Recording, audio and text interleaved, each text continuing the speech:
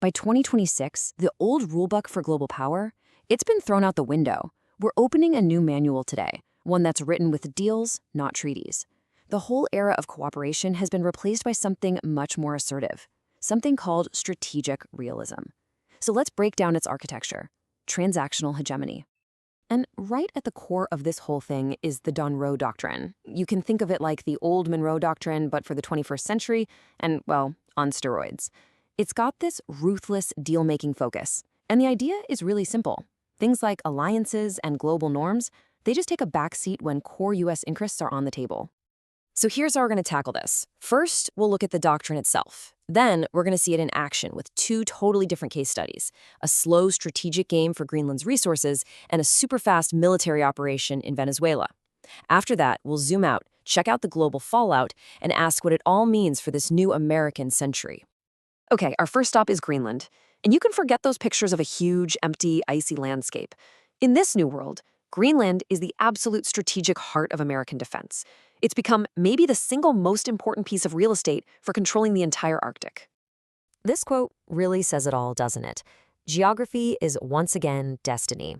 We're seeing this massive swing back to old-school geopolitics. Power isn't really about ideals anymore. It's about your location, it's about your resources, and it's about where you sit on the map. It's a world run by territory. So why the laser focus on Greenland? Well, this chart here shows a huge strategic problem. China controls 70% of the world's rare earth minerals.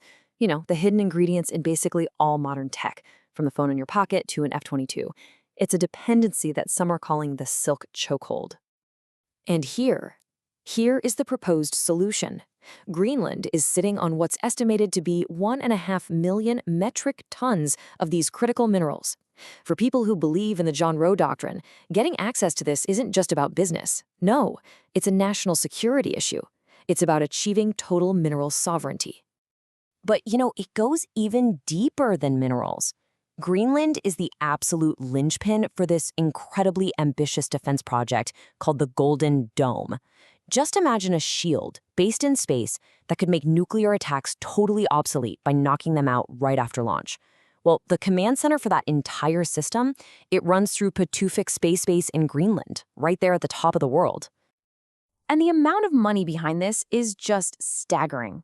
Seriously, take a second to look at these numbers. We're talking over $24 billion in just the initial funding, and the total cost could be anywhere from $175 billion to a crazy $3.6 trillion. This is not some far-off fantasy. It's a massive, top-priority project happening right now. Okay, now let's jump to our second case study, where the doctrine was used in a completely different way. If Greenland was the slow, strategic squeeze play, Venezuela was the fast, decisive hammer blow. A surgical strike designed to reestablish total control in America's own backyard. The speed of this whole thing was just breathtaking. I mean, look at this timeline. January 3rd, the strike begins. Just 2 days later, a new U.S.-friendly leader is sworn in. And by the end of the month, the whole oil industry is reformed. That is a complete military, political, and economic takeover in less than a month. So how did they do it? With overwhelming, undeniable technological superiority.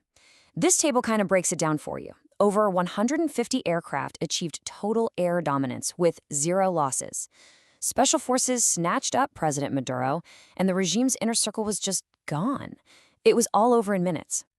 And then you have the rumors about secret weapons. The administration even hinted at some new tech. They nicknamed it the Discombobulator, that apparently just made Venezuela's advanced Russian-made air defense systems turn off. Was it a cyber attack? Some new kind of electronic warfare? We have no idea. But the result was total paralysis.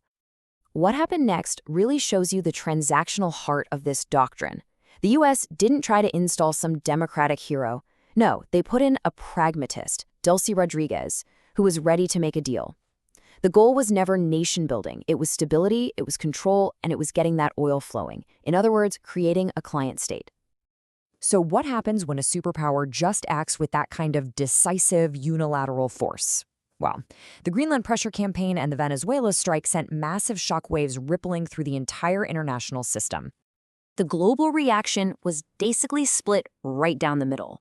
On one side, you have America's traditional NATO allies, who were pretty much in open revolt. Some were even warning this could be the end of NATO. And on the other side, you have adversaries like Russia and China just watching quietly and taking a lot of notes. And, this crisis with the Allies wasn't just a political argument. It was fueled by some pretty raw economic pressure. During the whole Greenland standoff, the U.S. threatened huge new tariffs. And as you can see from this chart of previous tariffs, that wasn't an empty threat. It showed allies the U.S. was absolutely willing to use its economic power to get what it wanted. And that brings us to the main criticism of this whole doctrine. Critics are calling it the Syria lesson. The idea is that by cutting deals with undemocratic regimes just to get resources, the U.S. is risking a world where might makes right, where the law of the strongest just completely pushes aside international law.